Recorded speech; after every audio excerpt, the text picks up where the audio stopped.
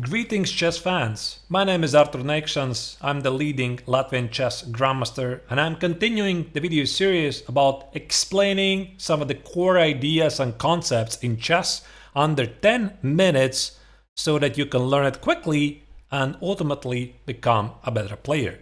In today's episode I'm going to talk about the Catalan opening, which is one of the most popular setups from the white's perspective. Check it out. So we are going to start with d4. By the way, there's going to be also a different move order to get to the same position.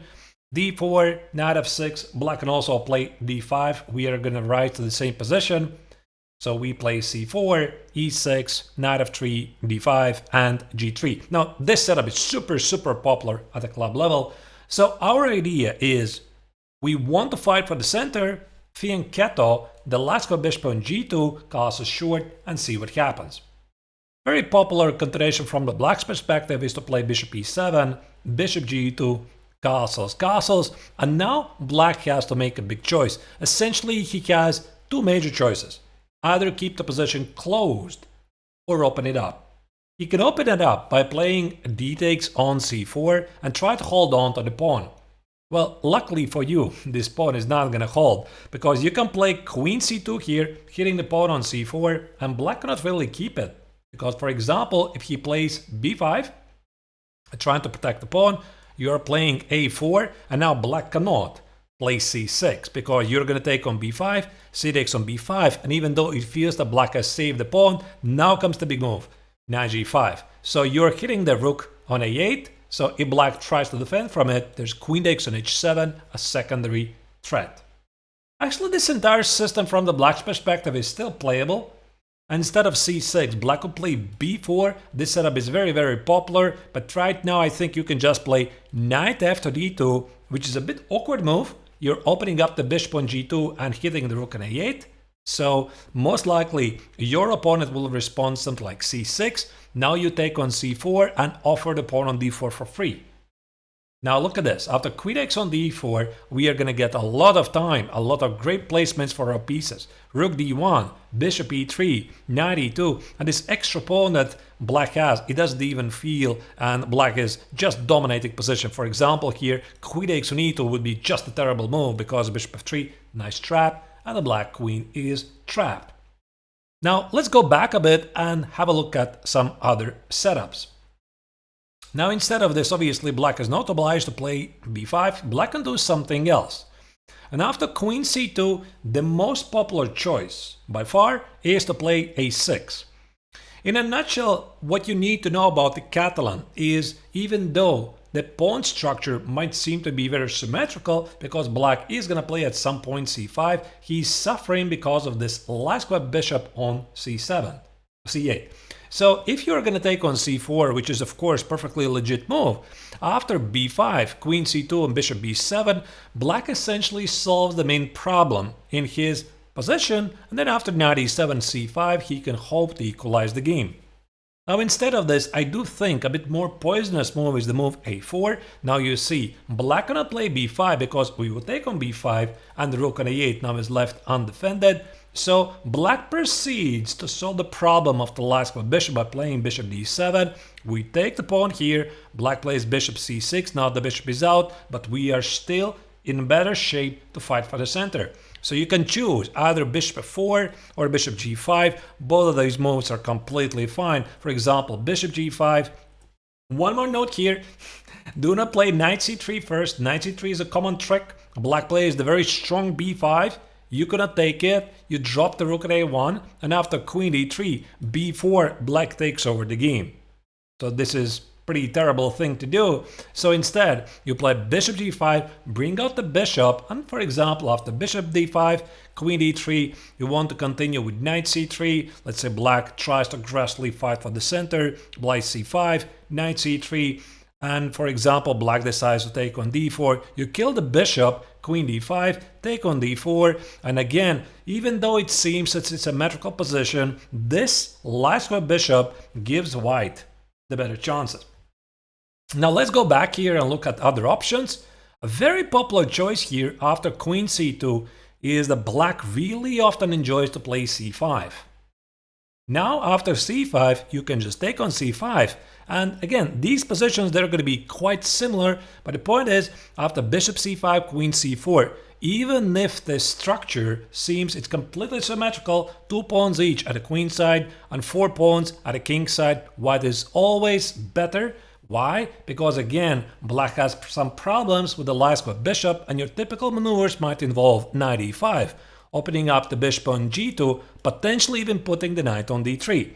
So let's say here black plays bishop e7, now you play knight c3, easy move, you play bishop e4, you're preparing to play knight e5. And one key element you should know about the Catalan, a good idea is to give black as many pieces as you can, meaning you maybe should avoid trading some pieces because black essentially is suffering because of some space advantage. So I'm talking about moves like rook d1, let's say queen goes here, and e4. Yeah, this is also a pretty common move for the Catalan. You're threatened to play e5 and start to squeeze black in earnest. Of course, there's also the close setup. Black could choose not to take it, and black can play here c6. After c6, in some lines, black is threatening to play d takes on c4. Now, white has a number of choices at his disposal. For example, you could just play b3, bishop e2, and either knight c3 or knight e2. But the big idea, you are going for the e4 push eventually. The question is, how do you want to carry it out? For example, you can play also knight c3 immediately, offer to sacrifice the pawn on c4.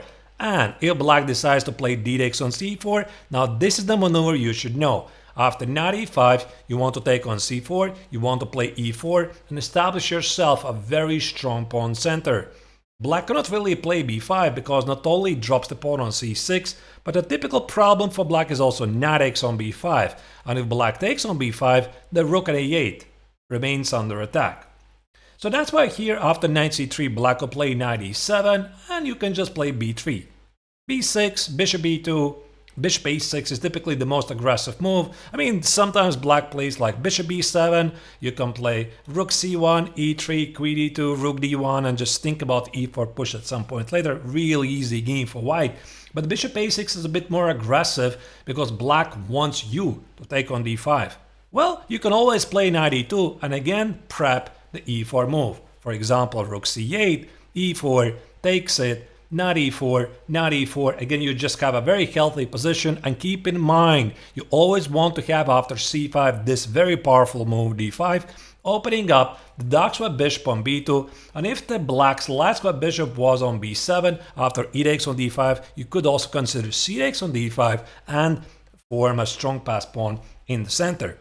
The best thing about the Catalan that you can get there with a lot of transpositions. You don't really have to start with d4 and c4. By the way, if your opponent plays d4, d5, you can play knight f3 as well. Knight f6, and if you're a bit afraid of the pawn sacrifice and some sidelines, you can start with g3, bishop g2, short castle, and now play c4. Now, naturally, there are some small problems with that setup, but you are avoiding early captures on c4 and bishop b4 check.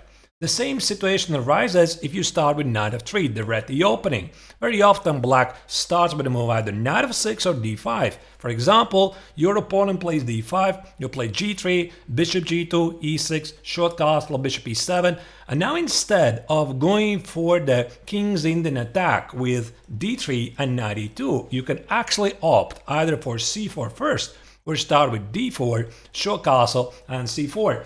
And the difference is you have avoided some early, again, checks on b4. For example, here in this line, after c4, knight f3, d5, g3, there's a very trendy continuation d takes on c4, and black tries to hold on to the pawn. And also a pretty common sideline is this bishop b4 check, with the idea to provoke you to play bishop d2, and then sometimes black plays a5, black plays either bishop d6 or bishop e7 with a lot of nuances. So it's simply easier to avoid all of this and even consider starting with the rete. If you're interested to inquire more information about the Catalan, I have made a very popular video on my YouTube channel. I called it a GM Neiksans Bootcamp, the Catalan opening, which is by far the most popular video on my YouTube channel. You can go check it out. It runs about 3 hours. And of course, if you like this video, please don't forget to press like, leave your comments. Why do you like the Catalan? Maybe you just figured out you want to try the Catalan yourself. And of course, please consider subscribing to my channel. Thank you for watching this. Arturs is signing off.